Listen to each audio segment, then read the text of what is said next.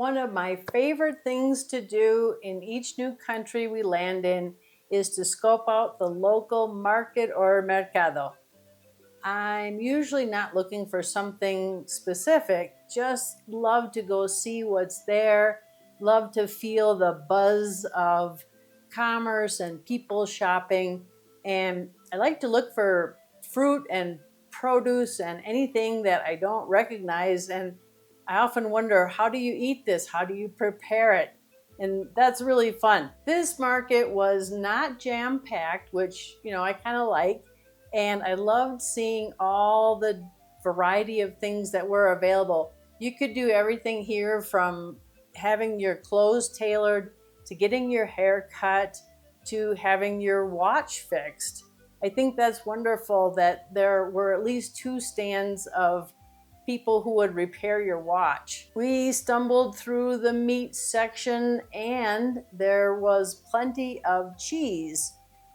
Beautiful looking cheese, and that really surprised me. We bought a half a wheel of this commercial cheese, and then we also bought this round of very rustic, homemade, fresh cheese. And these are going to be really fun to taste. We did taste this one, as you can tell, and it's a nice feta type cheese and goes great with crackers. And as we are in Peru, you can bet your bottom dollar that we're going to find a lot of potatoes. Peru has over 4,000 varieties, but we're not going to talk about that today, but we will be revisiting that subject. As we were walking down all the different aisles and taking in the sights and sounds, you could not miss when you hit the fruit area. The aroma was so sweet and so fruity. We decided, we have to get some fruit. Plus, it's kind of a little thing of ours. We like to try a new fruit about once a month and see what it's like. And hopefully we can find something we've never tried before. And believe me, Peru has many fruit that we have not tried before. One of the things that kind of stops you sometimes is you don't know how to prepare it, you don't know how to peel it, you don't know what it's going to be like. And because I speak Spanish, I have a great opportunity to speak with the vendors and ask them these questions. And that really opens the doors wide open, because then you have an idea of how to prepare it and what to expect. The first fruit we decided to try is called a pepino. And in Mexico, pepino is cucumber. This is definitely not a cucumber. First of all, it's very fragrant and it has a nice smooth skin. And I just love the color. I love those scarlet little stripes. I think it just looks amazing. So when we were at the stall, I asked the young lady, how do you eat this? How do you prepare it? And she said, oh, it's really easy. You just eat it like an apple. And she said, you can either take the skin off or you can leave the skin on. Either way, you can just eat it like a piece of hand fruit. So 1 pepino made it into our sack. It's shaped more or less like a peach in size. The inside is soft and juicy like a peach. And it smells sweet, but it smells a little musky.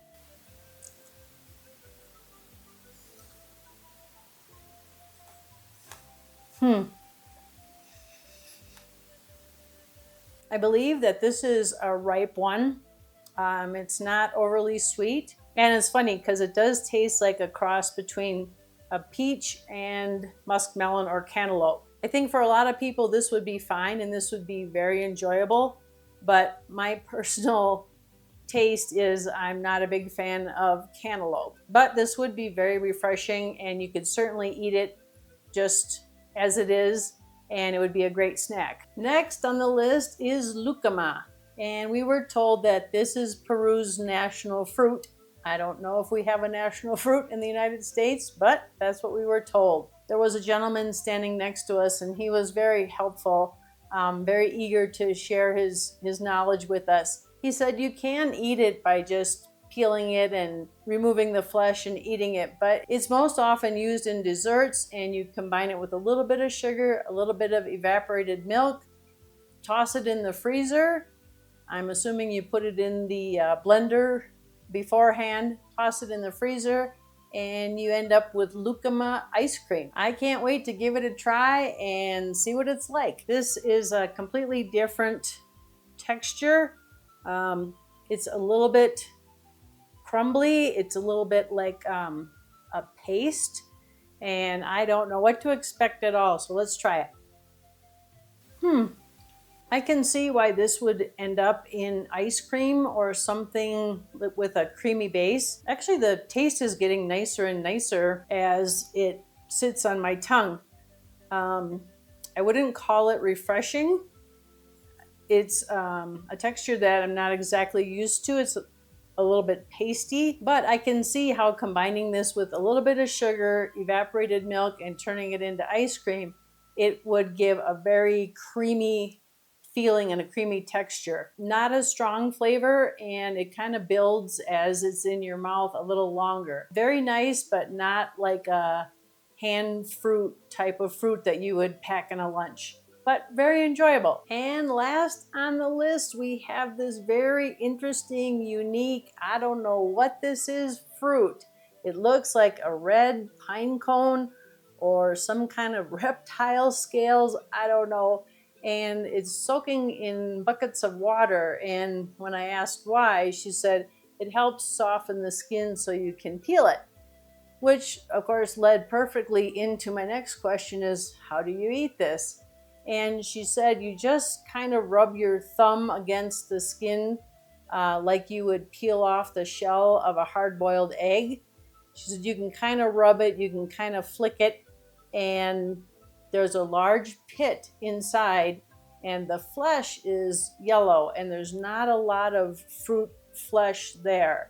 So this is going to be interesting, unlike anything I've ever seen or tried before. So I'm just going to try and nibble off a little bit. Oh yeah, very, very thin flesh.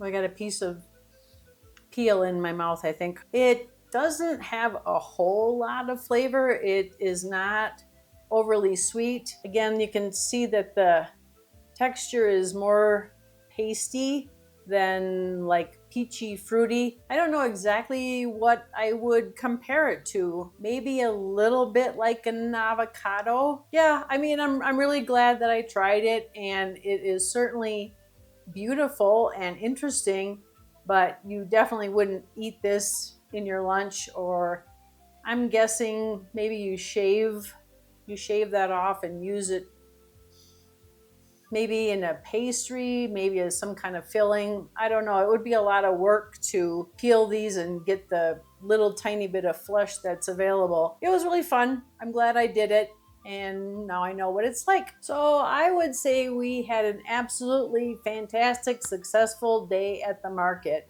We got to chat with local vendors. I saw all sorts of fruits and vegetables that I've never seen before, and I'm so curious about those potatoes.